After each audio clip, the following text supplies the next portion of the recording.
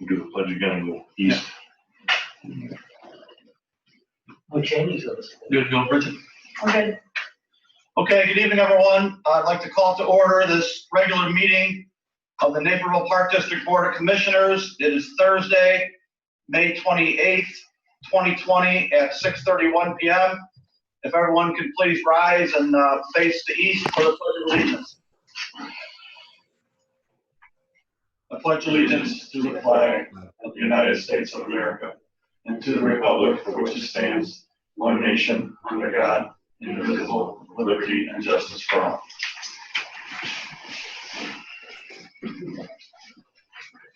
Bridget, please take the roll. President Janner, Here. Vice President King, Here. Here.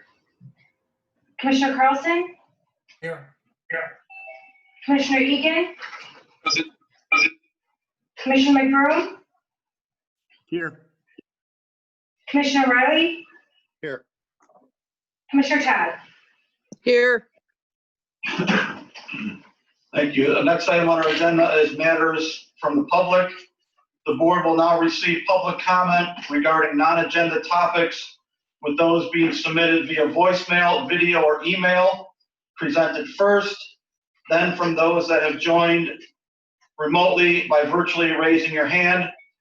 You can click on participants under meeting controls to access this option within Zoom. Please wait to be recognized by the chair, and note that comment is limited to 3 minutes per individual. The board will receive public comment regarding agenda items as each is being considered prior to board discussion of that item by the same procedure, and also no longer than 3 minutes each. So with that being said, Bridget, has anyone from the public sent in anything to be read into the record? Yes. Beginning with Jeffrey Crowell, dated May 24th, 2020. In its May 14th decision to sue the governor to open Centennial Beach, the park board has sold out to right-wing extremists who care little for public safety and want free reign to do whatever pleases them. The same people that refuse to wear masks. You have the first responders at Edward Hospital working like crazy to handle this pandemic. It has been said that Naperville has already had 150 to 200 deaths from the virus. Why are we trying to make this situation worse by creating an uncontrollable situation with opening a pool that generates a large number of patrons? How are you intending to control users once they are on the grounds? It will be impossible, and because of that, people are concerned about safety, will be at risk of being infected. A new massive spread of the virus will be inevitable, and it will spread beyond the confines of the pool to the community at large. Have you ever considered that? Probably not. If you continue with this action and refuse to rescind your decision, all board members should resign immediately. You are a disgrace to the position. Selling out to the radicals like Jeannie Ives shows you have no regard toward public safety. This decision will not be forgotten. You are now targeted. Re-election will now be challenged. Your short-sighted, money-grubbing effort in violation of CDC guidelines is appalling. Stop the lawsuit immediately. Care about the public safety, not the revenue. Rescind your motion for the lawsuit, revote, and overturn a terrible decision. The people at Edward that get the brunt of the fallout, that is your ill-conceived notion causes. Reconsider. This is from Karen Peck, dear Naperville Park District Board. I am voicing my opposition to the Naperville Park District Board to use taxpayer money to sue Governor Pritzker. There is no public health and safety rationale for threatening to sue the governor regarding the opening of Centennial Beach. The Park District website says you are awaiting regulatory guidance from the Illinois Department of Public Health for a tentative opening date of June 20. Saying the governor's executive order interferes with the park board's ability to make your own decisions is not clarified, since to date no strategy or public health and safety protocol decisions have been announced for Centennial Beach. Centennial Beach is more populated locale than other Park District programs. A decision to sue to open before developing and announcing a public safety and health plan is not in the best interest of residents. Questions. 1, will overall park capacity be reduced, and by how much? For example, 25, 50%, etc. 2, will 6-foot distancing, masks, and hand sanitation be required for all staff patrons, as well as adherence to shelter-at-home groups of no larger than 10 people staying 6 feet from other groups? 3, will hand disinfectant be readily available at all food stations, locker rooms, entryways, and bathrooms? 4, what are the protocols to keep park services frequently disinfected? Will extra personnel be necessary? 5, will safety protocols be posted and enforced at the entry locations and locker rooms, bathrooms, and food stands? 6, will guests be metered into bathrooms and locker rooms to assure 6-foot distancing? 7, what will the layout on the grassy areas look like? Will the park draw circles or squares for family units, shelter at home groups to stay together but 6 feet from other groups? 8, what safety protocols will be in place for the gathering place of lifeguards on break? 9, will masks be required in the water? 10, how will Centennial Beach train the lifeguards to enforce 6-foot distancing protocols while visitors are in the pool? 11, will dangers of infection be posted in public areas regarding risk infection if a rescue is necessary? 12, what will the park do if groups of people, children or teens, are gathering closer than 6 feet? And 13, who will oversee enforcement? How will they be trained, and are additional hires necessary? These protocols and added time, training, and staffing are much better use of taxpayer funds than suing our governor. Our governor is charged with keeping Illinois safe. We have been told that governors are on their own, while the White House has repeatedly downplayed, denied, and lied about the dangers of COVID-19. To see the governor, who is our leader in keeping us safe, is counterproductive to minimizing the spread of disease, and disappointed in the board's poorly veiled partisan attempt at exercising opposition to Illinois leadership for no rational public health and safety reason. A safe and healthy community takes care of one another and works together. The threat of a lawsuit is not keeping with uniting our community towards safe reopening. I ask the board to work with our state to adjust to all living with the deadly pandemic rather than wasting taxpayer money to fight a leader trying to stop the spread of the virus. This is from Steve and Nancy Turner. Dear Commissioners, this email is to express our complete disgust with the planned legal action against the governor. It expresses to the community, both adults and children, a disregard for the authority of the governor and the Department of Public Health as they have led us through this pandemic. This is a poor lesson for our community's youth that this group of adults thinks they know better and therefore does not have to follow the advice of scientific community. It also shows a blatant disregard for the proper stewardship of our tax dollars, of both our property tax dollars that go to the Park District and as residents of the state of Illinois, should the state be forced to defend their position in court. This is a frivolous use of our tax dollars and smacks of being a political stunt. Looking at your Twitter feeds, it seems that some of you want to stick it to the governor. We expect better from our Park District.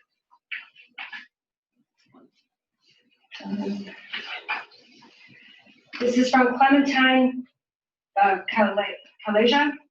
Dear Naperville Park District Board, I'm opposed to the Park District Board's plan to waste taxpayers' money to sue Governor Pritzker.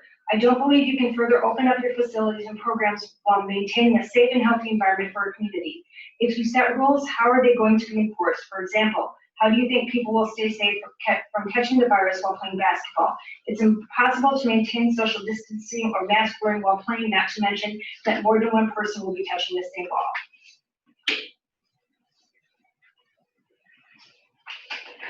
From Laura Welch. McBroom's baseball comparison to child abuse is appalling. I'm deeply offended and appalled by comments made by Naperville Park District Park Board Commissioner Josh McBroom, who dared to compare children not being able to play Little League Baseball with child abuse. How someone in a position of responsibility can sink so low to compare the psychological, physical, or sexual abuse of an innocent child with the ability to play a game is beyond reprehensible. Let's see the comparison. One parent snuffs out a cigarette on a child's arm compared to not learning how to throw a pitch. Another parent constantly berates a child, telling them they are useless, shouldn't be alive, or is an abomination for being LGBTQ versus not understanding when to steal a base. Or how about a parent sneaking into a child's room at night to rape their child compared to not learning how it feels to beat another team. Commissioner McBroom, you should be ashamed of yourself, and the community should consider if this type of comparison is who we should be as a society and who we want representing our beautiful community's parks. From Philip Buchanan. Park board members and staff, please tell us how much you have budgeted for your lawsuit against the state of Illinois regarding the COVID virus recovery plan. From Lisa O'Rear. Dear Naperville Park District Board of Commissioners, I wanted to personally thank you for taking steps to challenge the Restore Illinois order. It is refreshing to see this group take action for what is right for Naperville. Furthermore, I find it very interesting that the mayor of Chicago can make local decisions for her area, yet our officials cannot do so. I would like to lend my continued support to the Naperville Park District Board of Commissioners and their quest to be leaders in the journey to open up our community. I feel this is very simple. We are not forcing citizens to go out to eat at Naperville restaurants. shop at Naperville businesses, or even forcing kids to play youth sports. Instead, we are giving our community the choice to participate. Thank you. Thanks for all you do for our community. We are blessed to have such wonderful leadership in Naperville. This is from Heather Jerkowski. Hello, my name is Heather Jerkowski, and I'm a resident of Downers Grove. Even though I'm a resident of Downers Grove, I'm a mental health advocate in the community, including Naperville, and I have volunteered at the teen facility near town called the Alive Center. And I was in the process of being trained as a peer leader at NAMI DuPage before the COVID crisis hit our country. I'm a 44-year-old parent of two. I have a 12-year-old daughter and a 9-year-old son. I have bipolar disorder, generalized anxiety disorder, and ADHD, and I was hospitalized by self-admission twice. My daughter also has mental health issues and has been hospitalized several times for suicidal idealizations and self-harm. As a mental health advocate and parent with mental health issues and a young daughter with the same, I need to stress the importance of youth sports and activities and the role they play for all our children. It seems that many news outlets and social media sources haven't been mentioning the toll the social isolation has been taking on the mental health community. The stay-in-place order has put a big dent in many people's therapy regimens, and some people who are never in therapy are now seeking out options to start because their livelihoods have been upturned. Unfortunately, some of these people in this category are our children. Every single counselor I've seen in the past 20 plus years for myself, as well as every single counselor, psychiatrist, psychologist I have seen with my daughter, has told us that exercise is a key element to help alleviate stress, depression, and anxiety. Group and team sports and activities are promoted by doctors and counselors as DBT methods to help those diagnosed with social anxiety disorder, a diagnosis my daughter has. The state slowly opening up in phases and statistics showing that it is rare for children to get severe symptoms from the COVID-19 virus. I cannot see any reason why a park district in the community wouldn't open up their facilities to offer team sports and activities and camps to our children.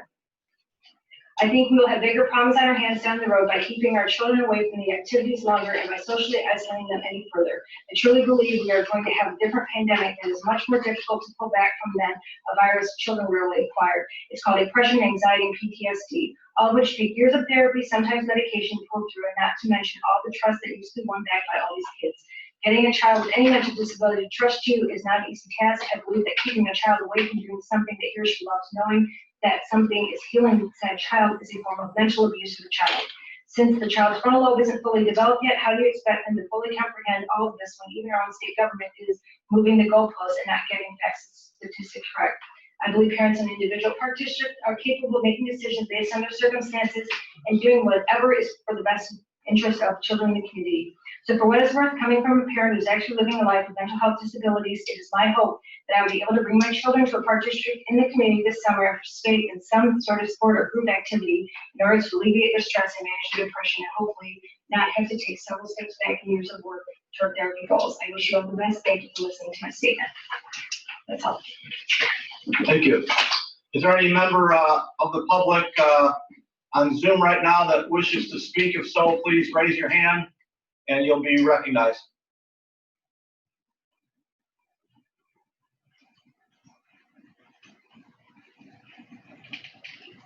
Nope. Do you know the name of that person, Omar? Yeah, Stephanie. I think, there we go. Stephanie, can you hear us? I can hear you. Can you hear me? Sure. If you can please just state your full name and your home address, and then you'll have 3 minutes.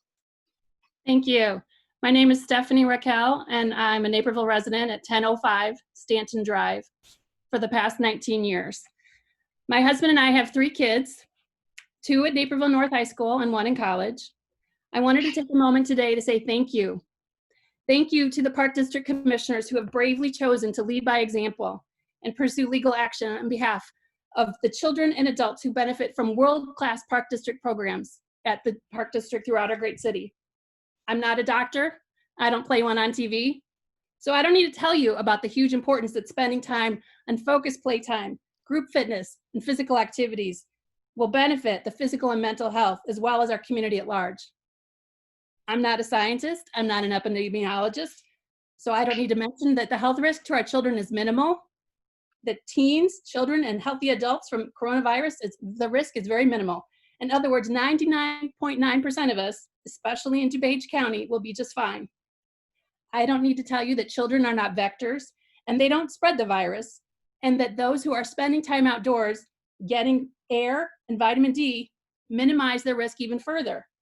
You're probably already well aware of studies from Iceland to Australia that show this to be true, and that around the globe, nations are now sending their children back to school. But I am a mom, and I'm a foster parent as well. For the past 4 months, we hosted a kindergarten 5-year-old boy, who I'll call Samuel. In the beginning of our time hosting Samuel, back in February, we would often go to the park and playground behind our house. Samuel's mom lives on a very busy street in a small apartment, and he relished his time playing on slides, playing on swing set, having fun with friends. And then as the pandemic began and all the schools were canceled, Samuel would beg us to go to the park. We explained that we couldn't because of what we dubbed the sickness. And much to his dismay, this pattern has now continued for the past 2.5 months. Every day we'd walk or ride past the playground, and he was unable to enjoy it. I'm not sure if you're aware that the #1 reason kids go into foster care is due to neglect. So I fully agree with the commissioner, who's wisely said that keeping kids locked down is tantamount to child abuse in the form of neglect. For our teenagers, they've spent the past 12 summers plus participating in various Park District programs. Our neighborhood swim team, water polo leagues run in conjunction with the Park District. These group sports have helped instill a host of skills and character building lessons on team building, on fairness, positivity, perseverance, problem solving, communication, stick-to-itiveness, leadership. For our kids, these lessons have been invaluable.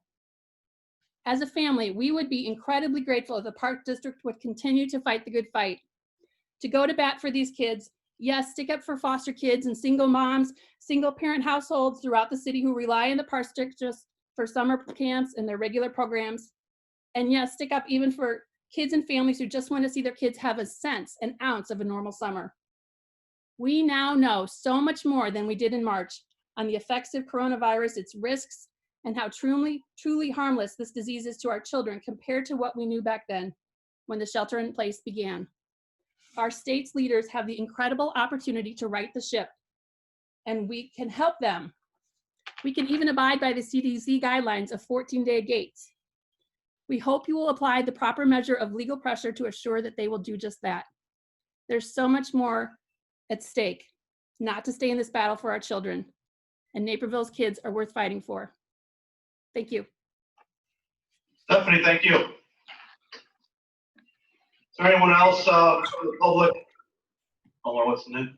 It says Mike Nichols. Mike, can you hear us? Yeah, can you guys hear me?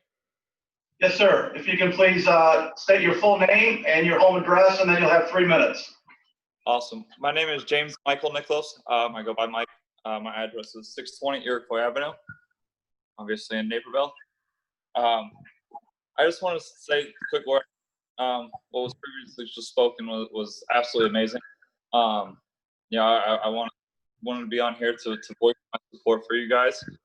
I can speak more. I'm a strength and conditioning coach, so my entire profession I deal with adults and young adults and adolescents and pre-adolescents, and hopefully get them to understand what living a healthy lifestyle is, and not only can what we can teach at a young age and allow them to take that and hopefully live a long, healthy, benefit of life to help out with their community.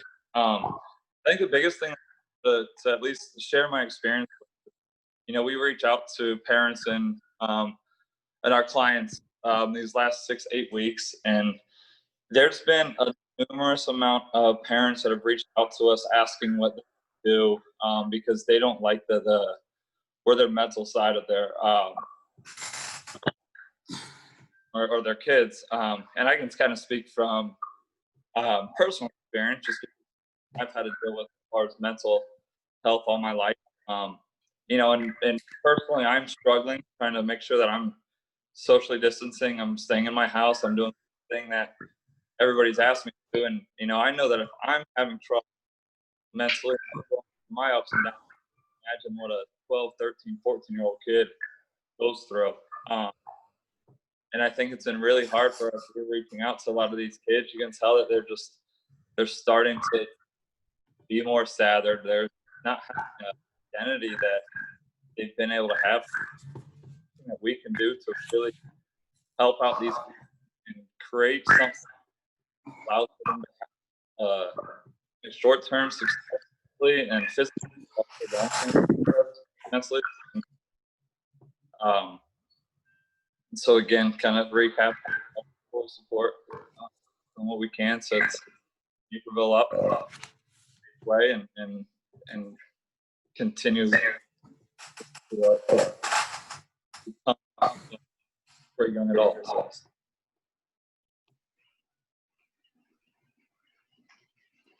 Thank you very much. Is there anyone else from Yes. comment? Yes. Yes. Hang with us, sir. We're trying to find you here. I got my hand raised. Hello? Just bear with us 1 second, sir. We're trying to get you on the screen here. Oh, okay. Thank you. What is your name, sir, so we can try to find you on the roster here? Jeffrey.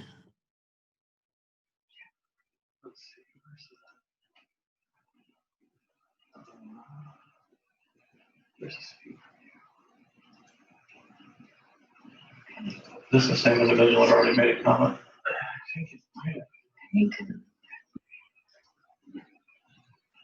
We're on to hear a comment, right?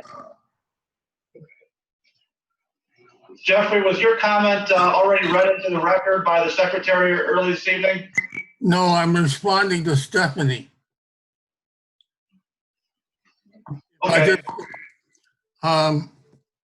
Let me just, Jeffrey, we can hear you now. We can't see you. We can hear you, but that's fine. If you can please just state your yeah. name and your home address, 3 minutes. Jeffrey Kroll, from 2057 Lancaster Circle in Naperville. I listened to Stephanie, and the only thing that she had right was that she's not a doctor. It is proven that children do get the virus and do die from the virus. That has been proven. And the other thing is that they found that 80% of the people that have the virus also are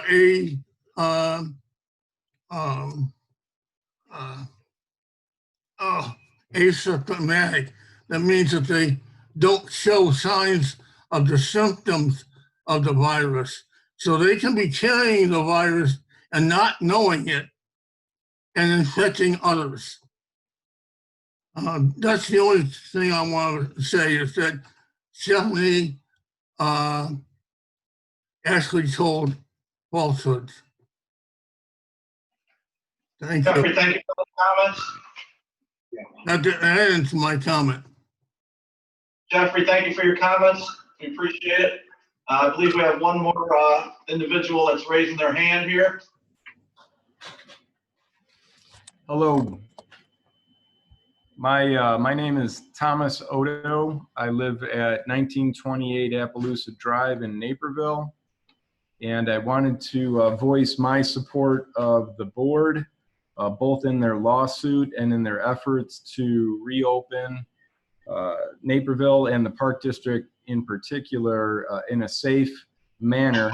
I thought that Ray McGurry's letter that he posted recently about the steps that they would take was excellent. It's clear that they've got the health concerns of all involved at the forefront.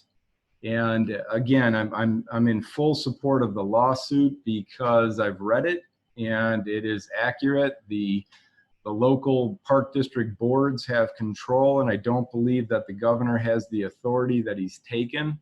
I'd like to see that control of our park district back in the local elected officials, which is all of you.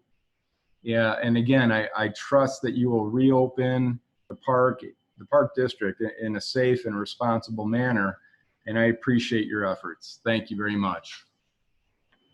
Thank you, sir. I believe we have one more public comment that our secretary is going to read. Got lost in the shuffle earlier, but I think we've got it now. And Bridget, do you have that comment pulled up? This is from Diane McGuire. I am a 42-year-old resident of Naperville and retired District 203 teacher. I come before you this evening with remarks in opposition to the lawsuit recently approved by this board. We are all living through a very disturbing, indeed dangerous time, and for nearly 5,000 Illinoisans across the state, it is a tragic time. Illinois has done its very best to provide statewide leadership informed by the best science we have as we try to protect as many of us as possible from COVID-19. Phase 3 begins tomorrow, May 29th. Please reconsider your lawsuit, your expensive lawsuit, at a time when public finances are going to be tight. It is not a wise, prudent, or needed course of action. Your job during this pandemic is to protect our citizens and follow the best scientific guidance available, which is precisely what your executive director stated on May 22nd on the Park District website. We are currently operating and will continue to operate within the applicable parameters of the governor's executive order. This is a public health crisis, and we have not seen the last of this virus yet. Thank you. There's somebody else who raised their hand. I believe we have one more individual raising their hand. You give me a name. Yeah, it's, hang on 1 second. Hey there. Sorry to be the last one here. I know people probably want to close up the meeting, but Zach Gerald, 2811 Creek Drive. Just want to say that I'm proud of the leadership on the board and in the city of Naperville. I'm a longtime resident. I'm a firm believer in freedom and the right to choice. I'm currently sitting in a state. I've been in a different state than Illinois for the last 2.5 months. And I've seen how another state has reacted to the pandemic. And it's been a pretty free moving state. And watching this state compared to Illinois has been pretty eye-opening to me. And I'm glad that we've chose the freedom of choice. And I think we'll be successful with it. Thank you. Thank you, sir. Anyone else, Omar? No, no one else is raising their hand. Okay, I don't see anyone else raising their hand, so we will proceed to item 3 on our agenda, the comprehensive annual financial report. Each year, the district prepares the comprehensive annual financial report, also known as CAFR, presented in 3 sections: introductory, financial, and statistical, by Jamie Wilkie, partner with Lauterbach and Amon, LLP. So at this time, we'll entertain a motion to accept the comprehensive annual financial report for the fiscal year ended December 31st, 2019. Second. We need a motion first. Move to accept the comprehensive annual financial report for the fiscal year ending December 31st, 2019. Second. Motion by Vice President King, second by Commissioner Carlson. Any discussion at this time? I'd like to invite Jamie to say a few words. Jamie? Thank you. Can you hear me okay? Yes. Good. Well, good evening. I'll keep this short and sweet, certainly, this evening. I first of all wanted to thank the staff. Obviously, in light of current circumstances, this was a very interesting financial audit to go through. Most of our work was converted, obviously, to a remote environment. But the team obviously came through, and we're happy to report this evening a very clean audit process. We actually had no proposed journal entries. For any unit of government to have no entries proposed by the auditors is certainly a testament to how hard the staff has worked to prepare for us coming in. Jeremy and Sue and the rest of the team really do an outstanding job in preparation for the audit. We also have no management letter recommendations to report this evening. So no internal control findings, no future recommendations at this point, and really just a very overall clean audit process. So thank you, Sue. I know you're there somewhere, and obviously pass along our thanks to the rest of the team. I do want to point out just a couple of key items within the document this evening. I will give a page number reference for each as you have an opportunity to take a look at it. So starting on page 8 of the annual financial report, You'll find a copy of the Certificate of Achievement for Excellence in Financial Reporting. This is another independent third-party review of the annual audit and really the highest level reporting that any government entity can have. So there is a fairly stringent reporting requirement and process that the district must go through to earn that award. So certainly we're happy to see that that award was in fact received for last year's audit. We will again obviously be submitting to the program for this year, and we would certainly expect receipt of that award again for the December 31st, 2019 audit. Immediately after that page, you'll find the independent auditor's opinion provided on pages 11 and 12 of the document. As I said, it was a very clean audit process, so we have in fact issued what we call an unmodified or clean audit opinion. As part of our audit process each year, we are required to assess the internal control environment. Certainly any findings, recommendations, as I said before, would have to be brought forth to the board in the form of formal communication. And again, we're happy to report there were no such findings, so a very clean audit process. The very next section of that document on pages 14 through 23 provide probably the most important section in the entire report. It's what we call management's discussion and analysis. And this section is really intended to be the executive summary to the report. I always encourage our board members, if you haven't had a chance yet, I would encourage you to read that section in detail. I know the document is rather large, so the goal here is really to have kind of that executive level discussion, focusing on key trends and results for the year, as well as comparisons to prior year. And just a couple of overall notes I wanted to make that you'll see discussed within that section. Overall, there were positive operating results. So as we look at the district as a whole and total equity or value of the district, that did increase from the prior year, about $5.8 million in total. All funds of the district met their minimum reserve requirements. So the board has passed what we call a fund balance policy that establishes the minimum balances that need to be maintained in each fund. And as of 12/31 of 19, all funds met those requirements.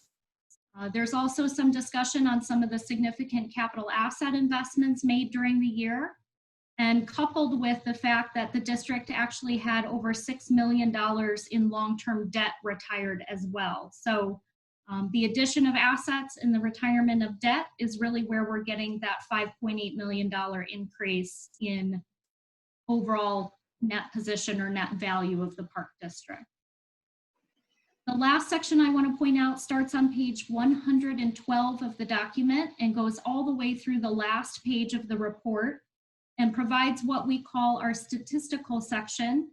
And just a quick note here, this is really where you can find a wealth of historical information regarding the park district's operations, both financial data as well as non-financial data.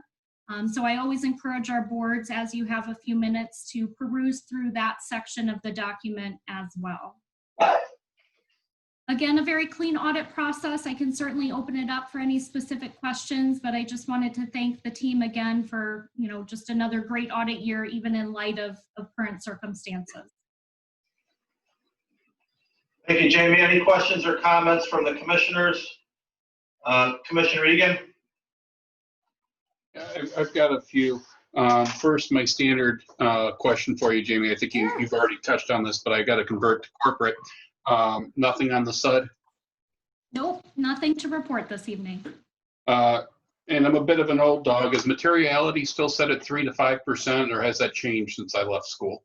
That has changed a bit, and for governments, it's established fund by fund. So based on your opinion unit. So we have calculations. So there's a base amount and now percentages that are applied. Okay, so is it adjusted up or down? I obviously don't want to dig into your individual testing, but is it gone to higher than the 5%, or is it adjusted down on the high end? It's hard to compare to the 5%, just because of how the calculation works. It's almost a blended calculation of a base amount plus a percentage is how it works these days. So I would certainly be happy to send the calculations directly to Sue and she can share those with you, which would give you the fund by fund calculations. That would be awesome. I'd love to get my financial nerd on. I've got two more questions. Your note on the IMRF, on the pension side, maybe I didn't catch it, or maybe it's a political view, but I didn't see where you guys stuck out that IMRF dropped their rate of return from 7.5 to, I believe it was 7%, and how that drove up our pension cost and the employees' rate remained the same. So since we didn't fully fund our pension, the payments are higher. Did you have that in there, or do you see that impacting the down the road financial side of things for us? Yeah, so just a couple of clarifications on that. So the rate of return that IMRF assumes was dropped, but it was dropped from 7.5% down to 7.25%. So we have a 0.25% decrease. Certainly that does affect your future contribution requirements in IMRF. So anytime we have a long-term liability that is now discounted at a lower rate, in theory, we've increased the total that comes due. But they are taking that into account over a longer term period as they establish your required contribution each fiscal year. And I want to point out, because I think you made the comment that you underfunded your pension, which is not true. You made the contribution that IMRF required for the fiscal year. But we have a $2.7 million obligation, so therefore the pension is underfunded. Correct. That is correct. And under current state statute, which there is some proposed legislation as we speak to potentially expand the repayment period, you are required to be 90% funded by the year 2040, which you are well within the range of already being at that mandated amount. So essentially the credit card, we made the minimum payment, but the balance is still there. In essence, but you also get credit for the investment earnings on the other side that you make on the assets that you hold in IMRF as well. So it's a little hard to exactly only pick one side of the equation versus looking at the composite as part of the earnings that you're gaining back as well. Yeah, I can't wait to see what happens after this year's returns, huh? Yeah, we'll leave that for next year's discussion. but the employee rate will remain at 4%, at least as we know today. 4.5%. And finally, and I don't know if this is, you kind of touched on the balances, but my final question, maybe this goes more towards Finance Committee. But if I took a note here from the audit, we had $35 million worth of cash in the bank at 12/31, all in on basically a $40 million budget. So I was wondering if in your discussions with the Finance Committee, if you highlighted that you met the minimum, but where do we sit at the maximum top out? Because that seems, 35 out of 40, that's almost 100% in my brain. Yeah, so, and Sue, I don't know if you guys want to, I can certainly provide the audit perspective on that, obviously, but, that's probably a question that has a management function to it as well. What I can tell you is, most park districts don't always establish that maximum, and the reason being that typically those year-to-year, surpluses and or deficits in certain years are typically used to help fund future capital as well. And so, I can tell you right now within, your fund structure, the majority of cash that is being held is really for those future capital replacement and project costs. So, if we take a look at just your general operating fund in particular, that's a little bit of a different story there with regards to where the cash is being held. So I think it's hard to take the district as a whole. I think you really do have to break it down fund by fund of understanding what the cash is being held for. And oftentimes that is for a longer term purpose, especially a district of Naperville size, to make sure that we've got cash on hand for those, future replacement costs coming down the line. I will tell you that GFOA still has a recommended policy of a 2-month reserve, which I think anybody who followed that in current economic conditions would probably be not so happy that they hadn't bolstered that minimum reserve balance. So I think, you know, as a whole, you guys are sitting pretty close to where we see most of our park districts sitting at this point. And most are trying to meet at least a 6-month minimum reserve, if not more, especially in light of some uncertainties at the state level at this point over the last couple of years. Thank you. Any other questions or comments from commissioners? Jamie, thanks for being with us here tonight, and also special thanks to Director Stanish along with Jeremy. We understand that it was particularly challenging this year to try to do things remotely, and appreciate the very thorough update and report. Thank you. Thank you for having us on this evening. Thank you, Jamie. Next item on our agenda, item number 4. Oh, thank you. So, hold on, I think, Marie. There you go, Marie, you're live. I was just going to say we need to vote on this. yes, thank you. After the long discussion, we will get back to the roll call. No further discussion. Okay, Bridget, please take the roll. Vice President King, Yes. Commissioner Carlson, Yes. Commissioner Egan, Aye. Commissioner McBroom, Yes. Commissioner Riley, Yes. Commissioner Todd, Yes. President Janner. Yes. Now we'll move on to item 4, market and refunding update. Managing Director Eric Anderson and Vice President John Lozano of Piper Sandler will provide a market and refunding update to the board. The floor is yours. Okay, good evening. This is Eric Anderson. John's not joining us this evening, but I wanted to introduce to you a refunding that we've been monitoring for quite some time, and I had some discussion with both Sue and Jeremy as recently as February, saying, boy, you know, this is about the lowest we've seen rates in history, which then abruptly changed. And I'll show that to you on page number 3. Are you able to see the presentation? The slide or Yes. the slides? We're going to go ahead and pull up the slide here on the screen so everybody can see it. So,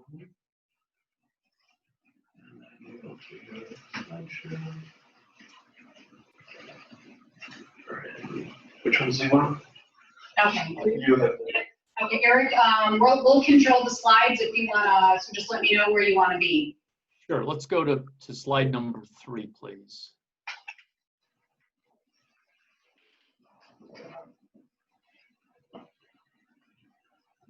Okay, are you able to see it, Eric? I see it on my screen, but it just says it just gives me the cover page right now. Okay, we're on, you might have some lag on your end, but we are able to see slide 3. So you're on slide 3, so I've got it on my end here as well.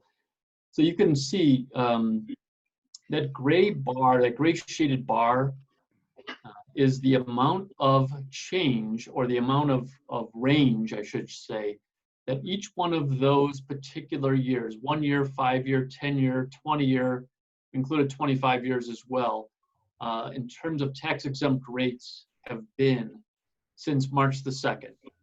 So right about that time that I introduced the refunding to Sue and to Jeremy, the market changed abruptly, and you can see that even 1 year AAA rated paper was going for about 2.5%, as recently as just a couple of weeks ago, March the 9th. So here we are today, and we're down to what are really historical lows relative to most of the interest rate curve, and that drives your refunding savings. I'm going to skip over pages 4 and 5. 5 just indicates that we really are at about the lowest point in federal funds rate movement history. This presentation, by the way, was shared completely with your finance committee a couple weeks ago now. No, Eric, hold on, please. I'm sorry, we're having some technical difficulties. Oh, sure. All right, here we go. Go ahead. There we go. Okay, I'm sorry, what page, Eric? So let's go to, so you're on 5, and 5 shows you the Federal Reserve support. Page number 6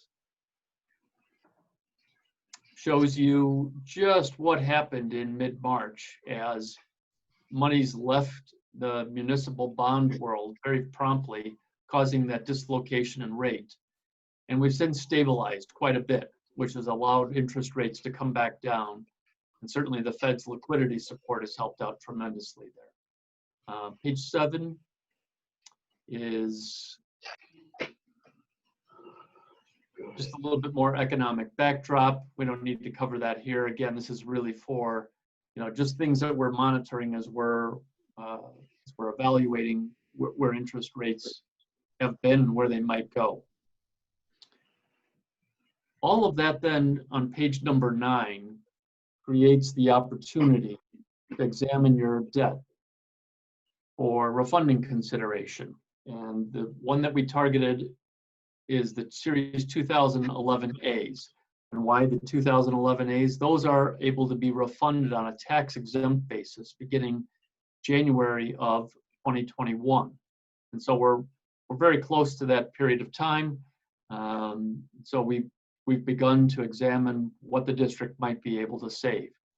Now this is your levy debt, so this is your non-referendum debt. But in 2011, you issued another issue, your 2011 Bs, and those were debt certificates.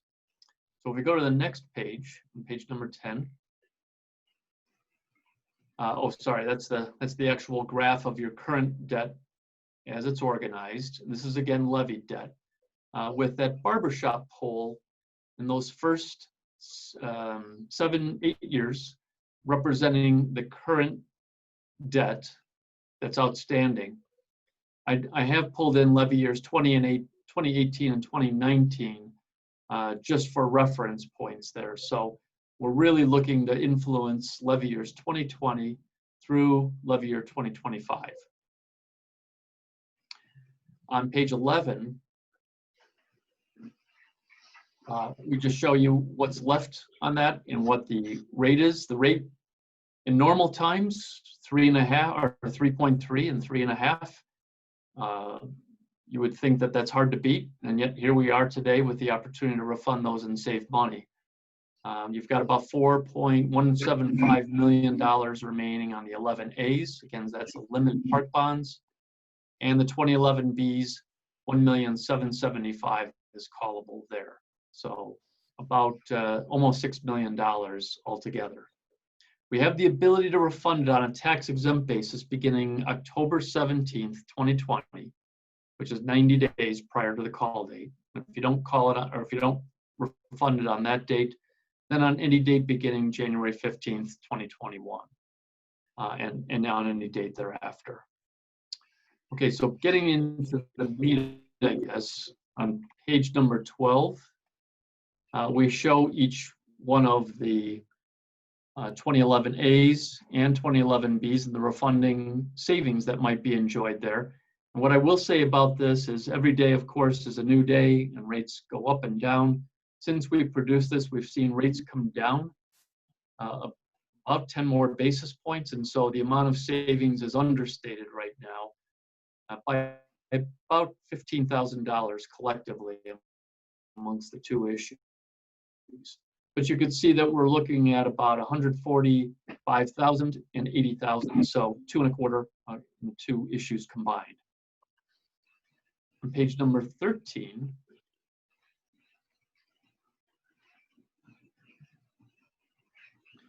what we're proposing to do is to actually issue limited park bonds and refund both 2011 series. So you have the ability to issue limited park bonds for capital project funding or to fund existing liabilities, such as your debt certificates. While this does create a levy, and it alleviates your operating expenses, we still have some contribution that would be made from your operating funds. So there you can see that the savings actually, because of the consolidation, actually grew. But we're going to propose a different treatment of the transaction, and that's shown on page number 14.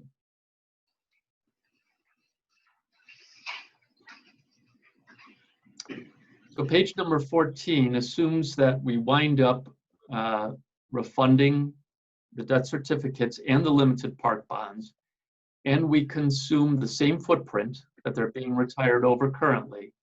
But you can see the resultant outcome is that the district is going to have negative debt service extension base headroom for sure in levy year 2020, because we know that CPI already, and then projecting 3 additional years of negative outcome, which we're not exactly certain of what that might be because we don't know what future CPI is, and of course we don't know what the results of the refunding would be.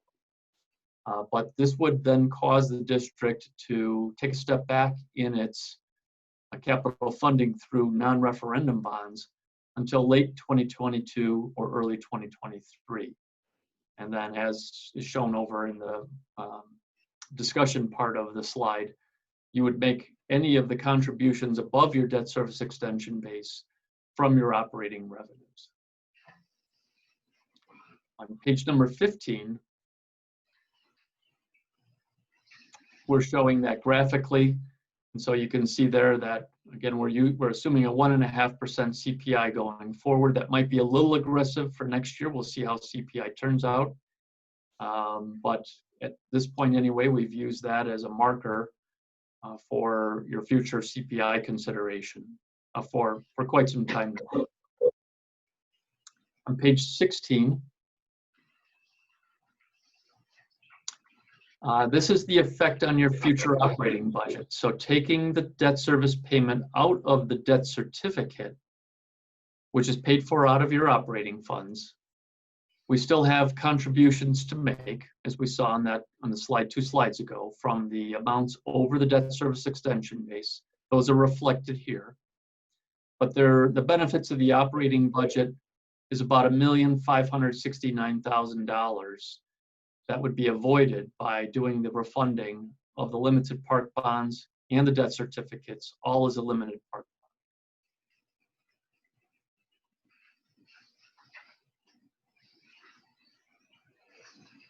bond. 17 gives you the calendar of major events.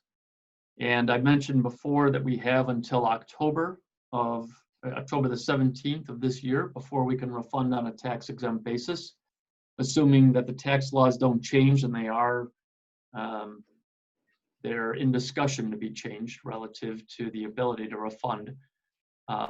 We could proceed as a private placement and ask for what's called a forward settlement to be conducted. That forward settlement is a transaction that you're familiar with. The district engaged that in 2016 and was successful in selling a forward settle refunding bond that assisted in generating refunding debt service savings for the district at that time. So there's 2 different approaches.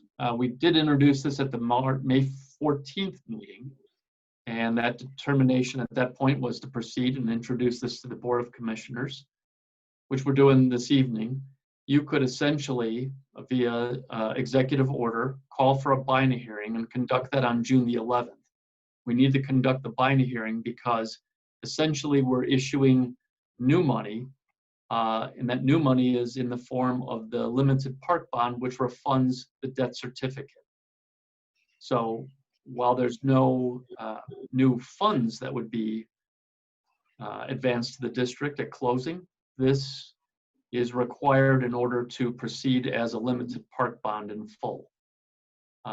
We would then send those proposals out to various banks and then receive back pricing from them on or about June 25th, which would be your Board of Park Commissioners meeting. And upon your acceptance of those bids, if we do receive them, we would then close on October the 17th, which is exactly similar to what we did before.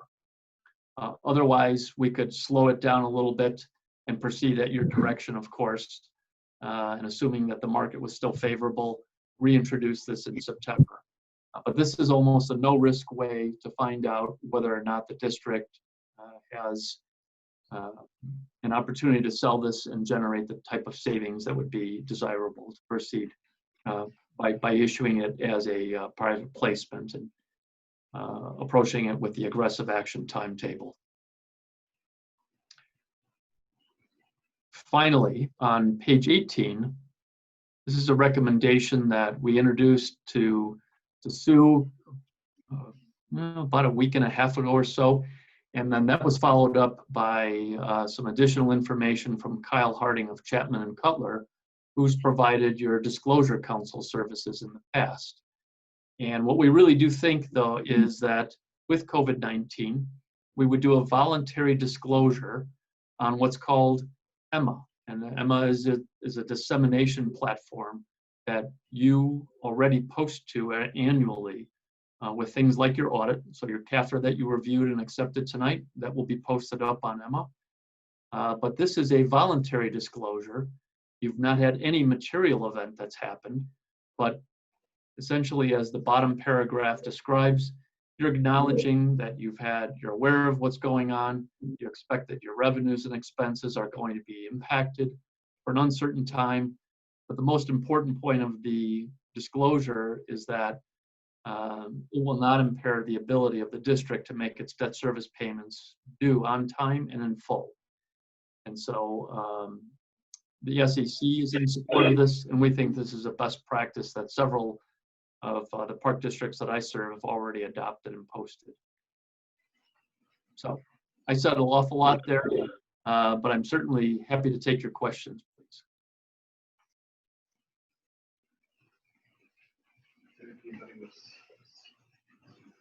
Questions? Any questions from the commissioners? Commissioner Egan? I've got lots of questions as always, but I'd like to hear what the finance committee likes and what they're thinking, if we should go as option A, if you will, or punt to option B before I start my questions. Hey, Eric, Josh McBroom here. This binding hearing or acceleration of the refunding, you said this is a no risk option.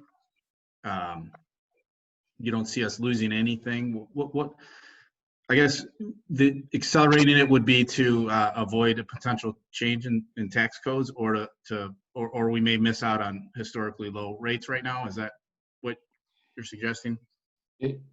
Right. We're not trying to read tea leaves as much as, as we introduced the rates on page 3 to start off with. We're probing lows, and at least one bank has indicated to me that they are charging 0 basis points as a premium for the first 4 months of a forward settlement, which suggests they believe that interest rates are going to be stable to declining. And so certainly there's a risk of missing out, and there's also a risk of missing out on the reward. So risk of higher interest rates and risk of lower interest rates as well. But what I mean by no risk is that you send this out as a private placement.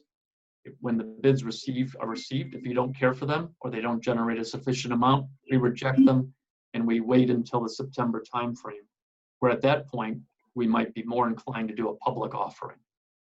Got it. Makes sense. Eric, I have a question. You said on page 16, there's a 1.5 million potential benefit to the operating benefit or budget. Could you explain that a little bit more detail for me? Sure. So that essentially is, we would be taking the debt certificates, and which are right now paid for from the general fund, and shift that over to the limited park bond, which then allows the district to levy for that on an annual basis.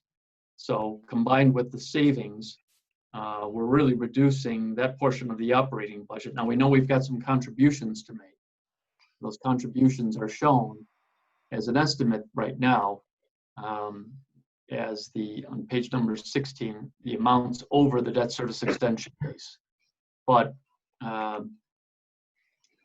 what this essentially means is that you're not going to be making these payments out of your general fund any longer for the debt certificates. You'll levy for some of it.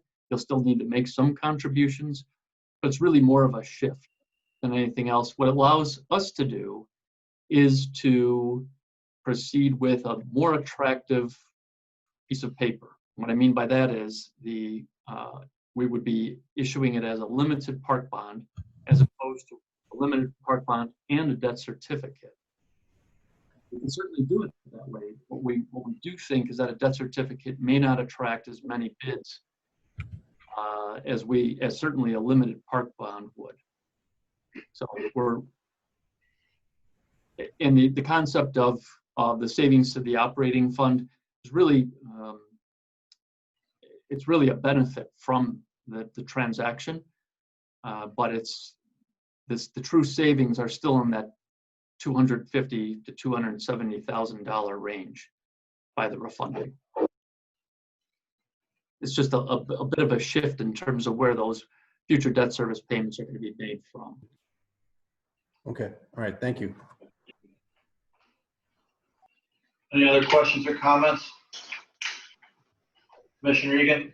I don't know that I got where the finance committee wanted to go, but Eric, I'll just continue out my questions. So based on your last comments, it sounds like instead of the payments in the 1.5 million coming out of the operating budget, we're essentially going to stick the taxpayer with a higher bill. Is that correct? It would be a levied item that would be subject to review by the Board of Park Commissioners for what would be extended on an annual basis. So the levy otherwise would go up. So versus our total levy being lower on the bond side and our operations being impacted, we're taking operational dollars and shifting them back over to the taxpayer to increase what they're paying. So the operational budget's going to remain the same, presumably going forward, ballooning the levy. And now we're going to move some of those operational dollars over to the levy side, which is outside of, or an additional levy that, all things remaining the same, would be increased. Am I understanding that correctly? I lost you about 3/4 of the way through, but That certificates come out of the operating budget currently. Correct. The operating budget, all things being equal, we're going to continue to balloon that levy. I can speculate on what the vote will be, but that's not relevant. By doing the refunding that you're suggesting and putting it all on a limited park bond, the levy then is going to pass to the taxpayers. So the levy on the bond side is going to be higher than it would be under today's scenario. That's correct. So effectively raising taxes with no benefit. So I have an issue with that, but let me ask a follow-up question. So I'm currently on page 14 on my side. So am I interpreting your DSEB remaining, at least on this page, to say $43 million would be available to us to issue bonds?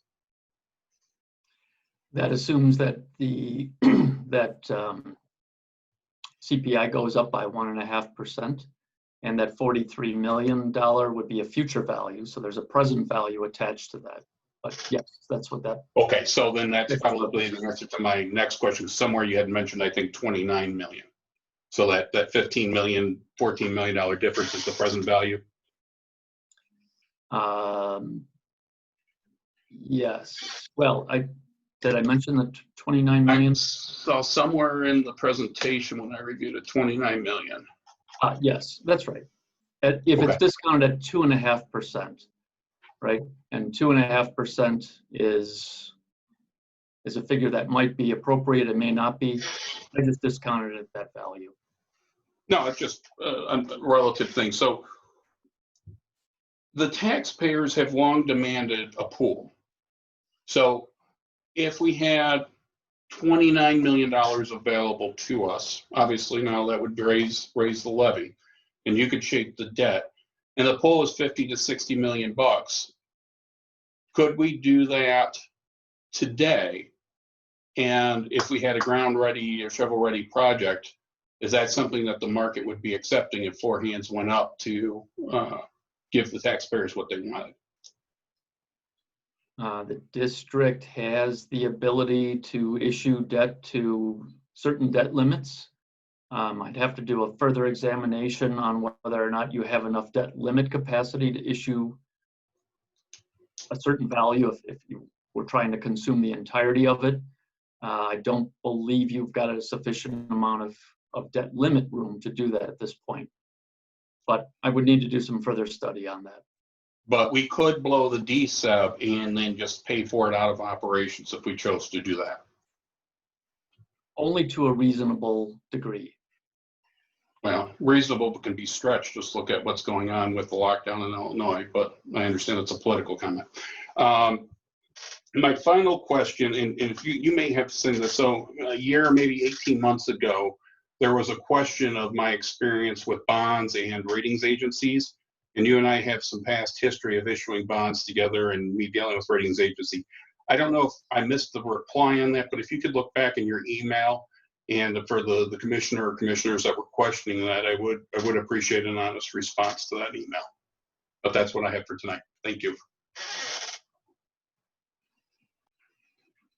Thank you. Any other questions or comments? Director Stanis, do you require any, I'm sorry, before I get to that, was there any other, Commissioner McBroom, did you have your hand raised? Just a point of clarification on Commissioner Egan's comments about issuing limited park bonds.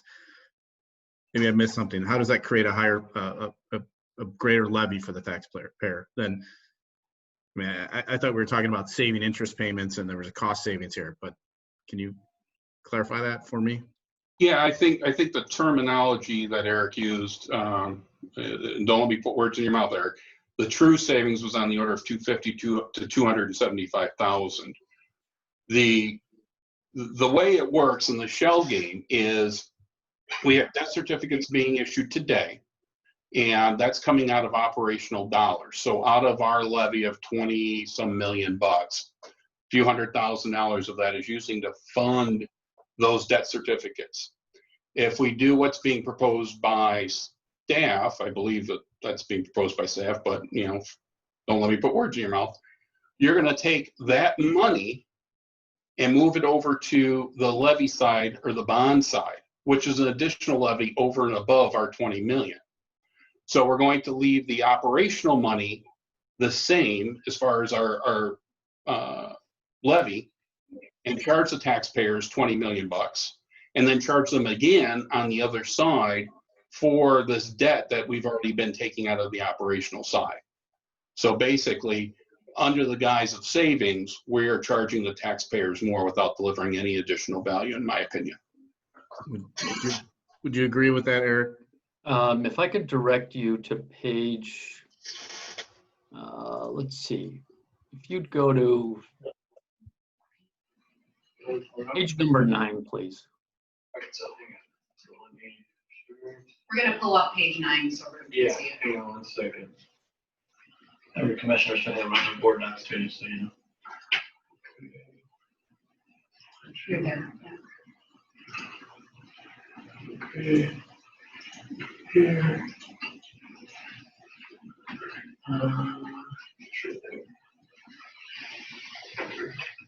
Can you see it? I can, yes. Okay. So if you take a look at those first 3 years, there's a very nominal amount of headroom available, $107,000, $144,000, and $183,000 respectively. If you don't consider, if you don't want to do the limited park bond as I've described it this evening, what the question the board would be faced with this fall is, do you wish to issue a bond for capital projects to consume the debt service extension base headroom in each of those 3 years. You've typically done anywhere from, on these more modest issues, you've done between 1 and 3 year issues. This would be described really as a 3-year issue, and you can see there it's a very, very modest amount. In fact, the cost of issuance to issue that, that little of an amount will drive the overall interest rate effectively much higher. You could go a little bit further, of course, but even in that next year, you're only at about the $275,000 mark. And really where things begin to generate more headroom for capital projects that are more significant is beginning with levy year 2026.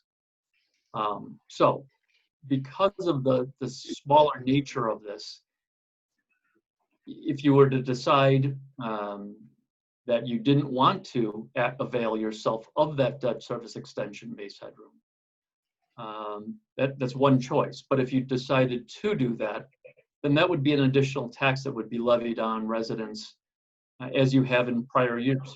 You've chosen to optimize the debt service extension base approach for many years now.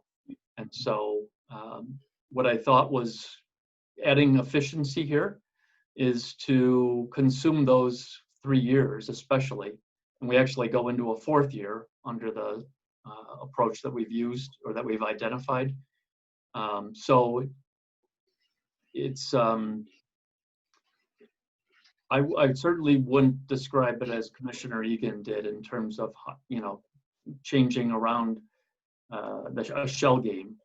This is really just more trying to optimize the levies and bring a more desirable product to the marketplace. I think the question is answered simply, Eric. Is the total amount charged to the taxpayers under today's scenario more or less than what would be charged in the future to them, interest rates being held the same? Interest rates being held the same, I would say it would be more than would be charged to them. But that also says that the district did not avail itself of its debt service extension base headroom in the future. Otherwise, it's a neutral examination. Instead of refinancing, we could use reserves to pay this bond off. Is it $4.5 million, $4 million bucks, and save the interest completely, correct? Of course.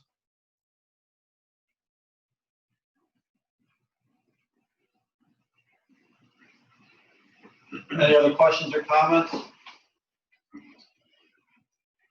Sue, do you need any direction from the board here tonight on anything? We do. We would like to get some direction about moving forward. We don't have to rush into anything, but if it is the board's direction to move forward, have the binding hearing, we could go ahead with the schedule that Eric had proposed and get bids for that placement.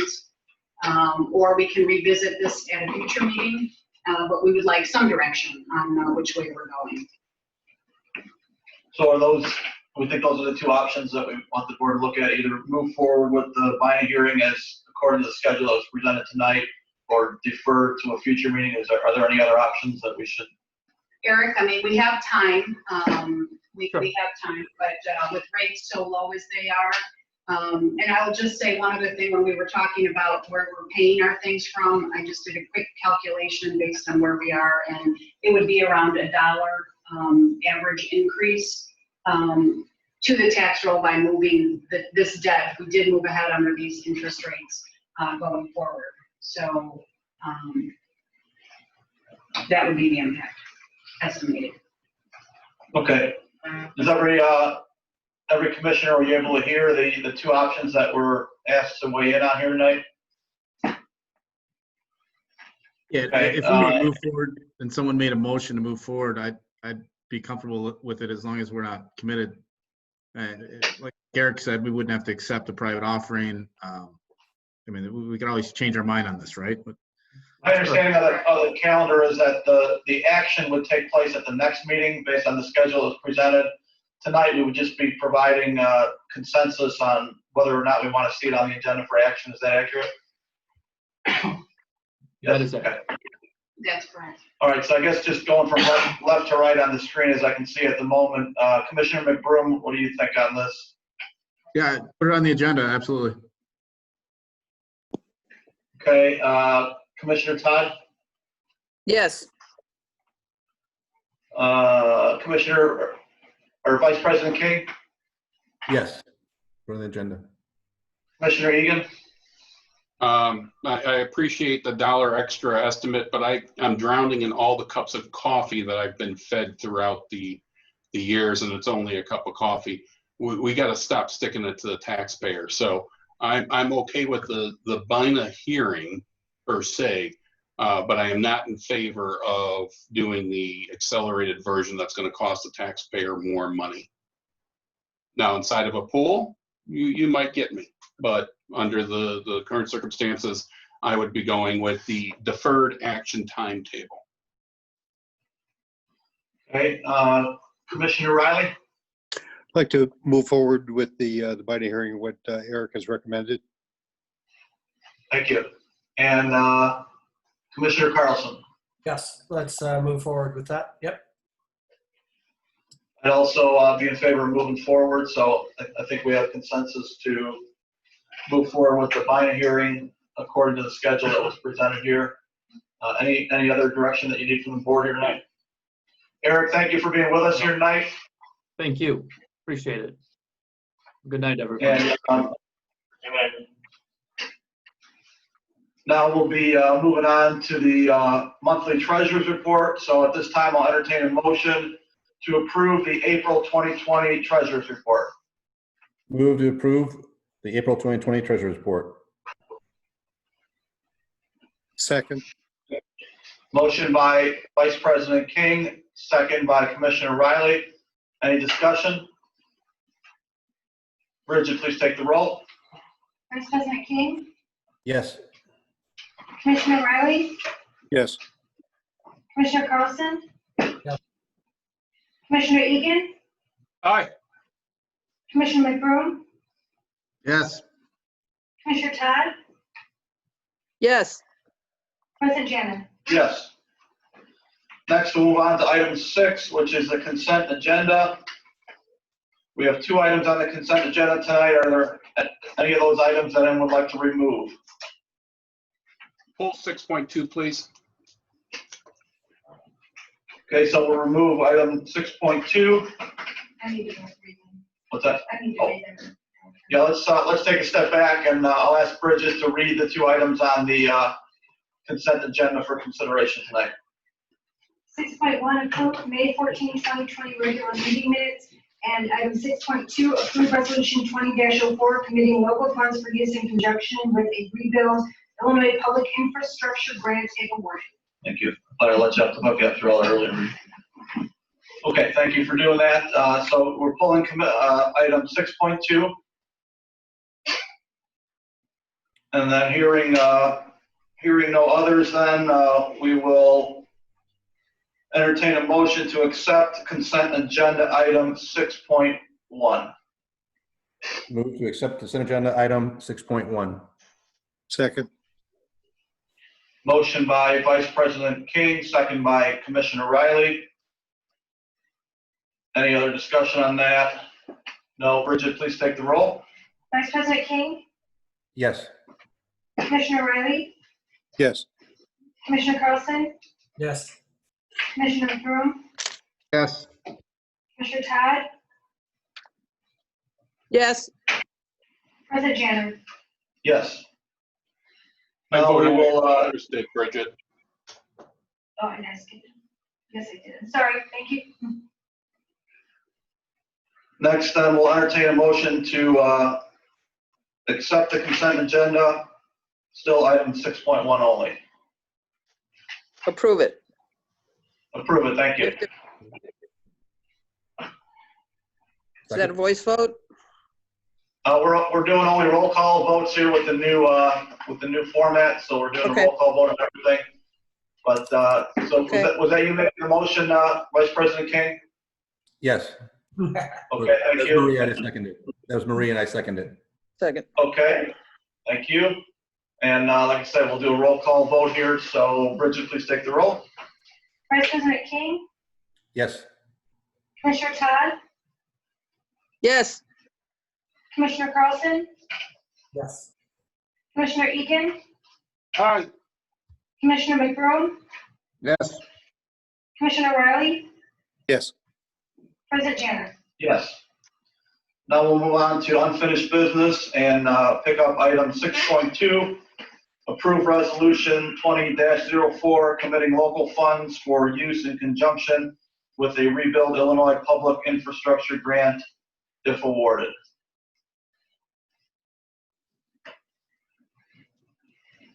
Move to approve. It's an agenda item 6.2. Second. Second.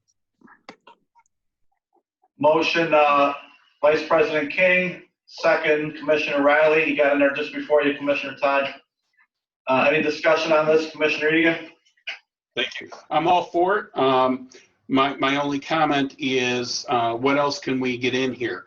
If I read the write-up correctly, it sounds like you can get up to $5 million on this deal. That sounds like 10% of a pool to me.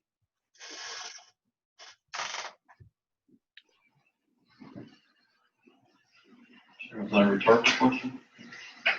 No, air on.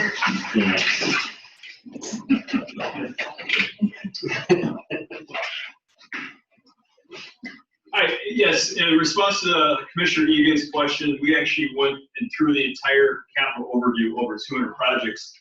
And what we're looking for is shovel-ready projects. And so as we know, we're building the big three right now: Wills Crossing, 95th Street Community Plaza, Knock Park. This was the only project that bubbled to the top.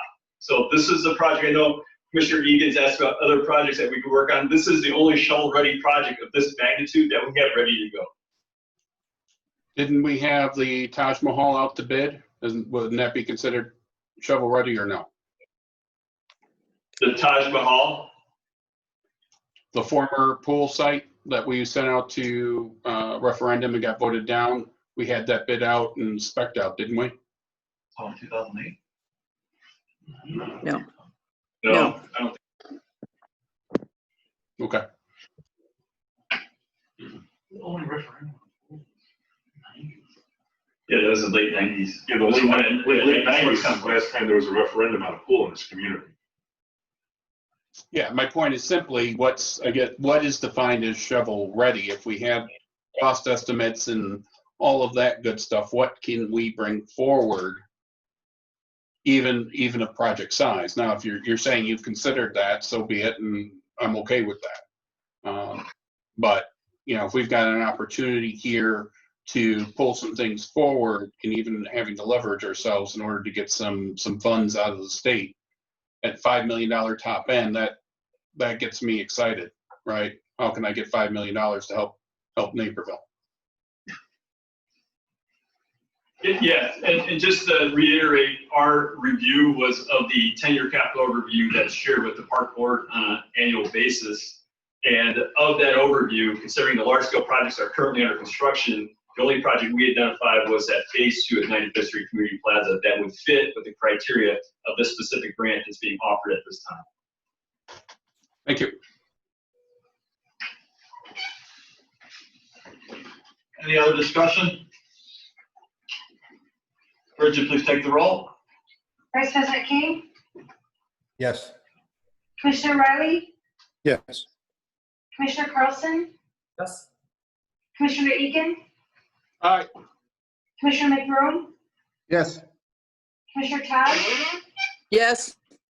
President Janner. Yes. Next, we'll move on to new business and discussion items. Our first. Do we have to approve this one too? No, that was new business, right? So it sounded like it's on the agenda. Is that just It got pulled.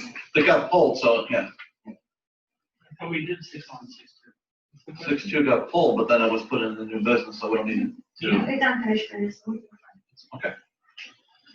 Next, we'll move on to item 8.1, revised personnel policies. Hi, on the June 11th meeting, I'm going to bring to you 2 policies for consideration for updates. There are existing policies that are from the section in the personnel policy manual that's titled Safety in the Workplace. The revisions to these policies are due to the COVID-19 virus. We're updating our right to know policy to include the addition of references to biological hazards and adding the definition of biological hazards. The other policy is our communicable disease policy, and we're including information regarding airborne respiratory illness, including that as an example of an infectious material. And then we also make reference to the infection control and prevention plan within that policy. And those will be just the 2 policies coming to you. Thank you. Any questions on that? Okay.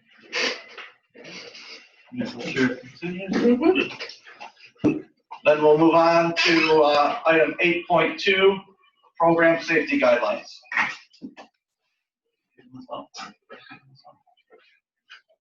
Good evening. We wanted to provide the board with an update on development of participation guidelines for Park District programs in our facilities as we prepare to reopen. Over the past several weeks, staff has been gathering information from the CDC and other health organizations for the development of guidelines for programs and facility operations. This past Sunday, the Illinois Department of Commerce and Economic Opportunity released guidelines as part of the Phase 3 recovery of the Restore Illinois plan. DCEO guidelines impacting Park District programs and facilities include health and fitness centers, outdoor recreation, day camps, youth sports, boating, tennis, and golf. Using the information and recommendations from these sources, the district has developed a series of program participation guidelines outlining the processes, procedures, and requirements that will be used within our operations. We're in the process of finalizing these guidelines, which includes a review by a representative from Edward Hospital. Several of the district's program participation guidelines will be posted on the district's COVID-19 webpage beginning as early as tomorrow. In addition, information on guidelines specific to day camps and baseball and softball will be sent to program participants for their review as we prepare for the start of their programs later this month, or I should say in June. Examples of topics covered within the guidelines include health monitoring for staff and participants, social distancing, the wearing of face coverings, practicing of good hygiene, and disinfecting cleaning procedures. In addition to day camps and baseball and softball participation guidelines, the district is also working to finalize guidelines for our farmers market, which is prepared to open next Thursday, June 4th. Indoor programs scheduled to begin the week of June 15th. Outdoor programs also scheduled to begin the week of June 15th. Our paddleboat and kayak and paddleboard rentals, which are scheduled to begin next week. Tennis and pickleball programs, trap shooting, as well as fitness. A new process that we will be implementing with several program areas, which you will hear much more about in the coming days, includes the use of a reservation software. This will be used in our paddleboat rentals, trap shooting, personal training, and future group fitness classes. Staff is currently configuring the new software to allow residents the ability to reserve and pay for spaces or rentals in programs in advance, which will allow for greater control over group sizes and eliminate cash handling at several locations. Additional program and facility guidelines will be developed as needed, and the current guidelines will be updated as new information becomes available. Over the next several days and weeks, we will work to train staff on the new guidelines and the COVID prevention. So as I mentioned, several of these guidelines we anticipate having posted on our website beginning tomorrow once they're finalized, and we'll continue to communicate this out to residents as they are put in place. Thank you. Question, so for the affiliate groups that are coming in to rent our facilities, the local affiliate groups, is the Park District going to dictate guidelines to them, or are we going to ask that they share their guidelines with us? How does the relationship work between the Park District and these local affiliates? So with the athletic organizations in Naperville that utilize our athletic facilities, what we've informed them is that fields are available to begin renting, but those organizations are required to adhere to the restrictions that are within the Phase 3 of the Restore Illinois plan. It's up to those organizations to develop and adopt their own guidelines that they're going to use within their programs and to abide by those restrictions. And then Attorney Price, does the Park District have oversight responsibility for these types of affiliate organizations? I mean, obviously, we're renting the fields to an organization like Naperville Little League, for example, which was discussed earlier. Do we have oversight responsibilities for whether or not they're following these guidelines, or are we basically just saying it's a rental and you guys do, we recommend that you do this, but we're not going to police it? Our rental policy has always been that compliance with the law is a requirement for each of the organizations, and they're subject to having their permits revoked if they violate the law. In terms of our park police making a determination or arrest or some such thing about whether they're violating the law, that's not what we do. So compliance with the law is a prerequisite of getting a permit from us, and compliance, and the permit can be yanked. So in that sense, that we are aware of what our renters do. But when it comes to, say, Naperville Little League imposing requirements upon a particular coach who's violating say, a particular coach is not observing the social distancing, they're not properly cleaning the equipment, or doing the other things that are required, that's on them to police, their own personnel. But in typical fashion, if we have over the years had an affiliate that's violating the law or our policies and terms, they typically get a talking to by, we try to be customer forward and friendly. They get a discussion, typically with Brock, and then work. They're subject to having their permit yanked. So that's the level. We're not policing at the micro level, but we do at the macro. Thank you.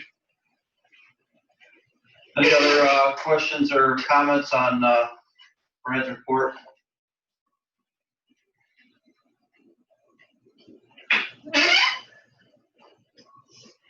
Thank you. Want anything you did? No, good. Okay. Thank you. The next scheduled meeting of the Board of Park Commissioners will be June 11th, 2020 at 7 p.m. hosted remotely from the admin boardroom. And now we will entertain a motion to adjourn to executive session to discuss pending litigation under 2C11 and semi-annual review of executive session minutes under 2C21 of the Open Meetings Act. Move to adjourn to executive session to discuss pending litigation under 2C11 and semi-annual review of executive session minutes under 2C21 of the Open Meetings Act. Second. Motion, Vice President King. Second, Commissioner Riley. Bridget, please take the roll. Vice President King, Yes. Commissioner Riley, Yes. Commissioner Carlson, Yes. Commissioner Egan, Aye. Commissioner King, I'm sorry, Commissioner McBroom, Yes. Commissioner Todd, Yes. President Jana. Yes.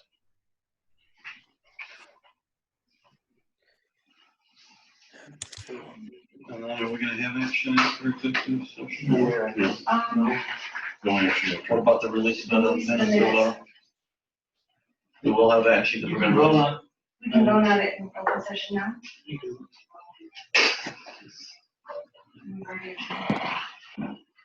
We've already. Reopen? It's all right. We can.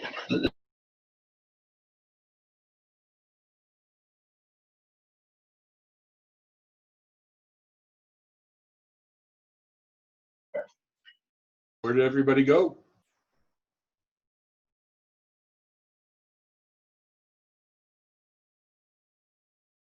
Well, if we're going into executive session, we have to call that number that was set up before, right?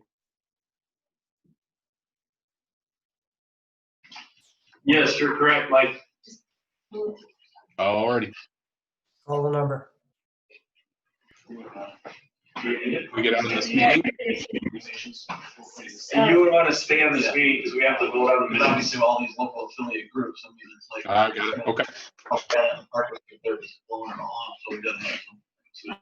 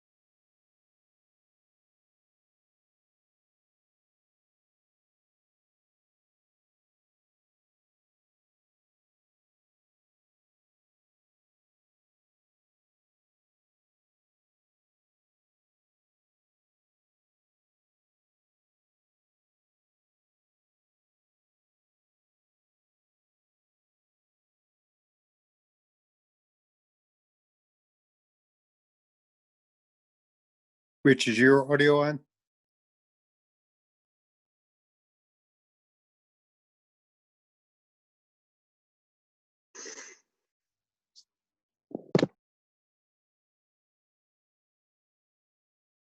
Hi, Marie.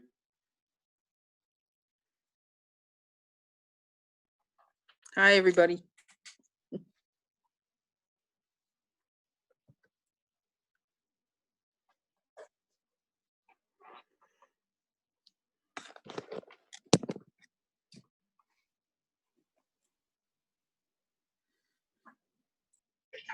Good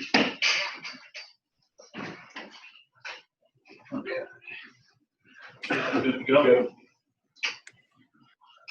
Okay, I'd like to reconvene this regular meeting of the Naperville Park District Board of Commissioners. It is 8:30 p.m. on Thursday, May 28th.